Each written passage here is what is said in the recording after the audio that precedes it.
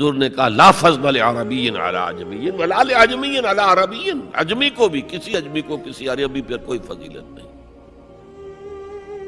ولا لأحمر علی اسود، کسی سرخ روح کو سفید اور سرخ رنگت والے کو کسی سیاہ فام کے اوپر کوئی فضیلت نہیں، نہ کسی سیاہ فام کو کسی گورے پر کوئی فضیلت ہے۔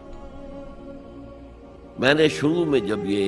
میں حدیث پڑھتا تھا تو میں حیران ہوتا تھا کہ کیا کوئی کالے بھی یہ سمجھتے ہیں کہ ہم گوروں سے افضل ہیں؟ امریکہ میں جا کے بھیج کھلا، وہ تو کہتے ہیں ہم مکمل انسان ہیں، یہ تو کچے ہیں، پکے ہوئے ہی نہیں ابھی، مذاق اڑاتے ہیں ان کے ہاں جو ہے سفید چمڑی والوں کا شدید مذاق اڑتا۔ تو حضور نے تو کہا تھا 1400 برس پہلے لولا لفضل لاسود علی احمر ولا لاحمر علی اسود، کسی گورے کو کسی کالے پر، کسی کالے کو کسی گورے پر کوئی فضیلت نہیں۔ کلکم بنو آدم، تم سب کے سب آدم کی نسل ہو، وآدم من تراب، اور آدم مٹی سے بنے تھے علیہ الصلوۃ والسلام۔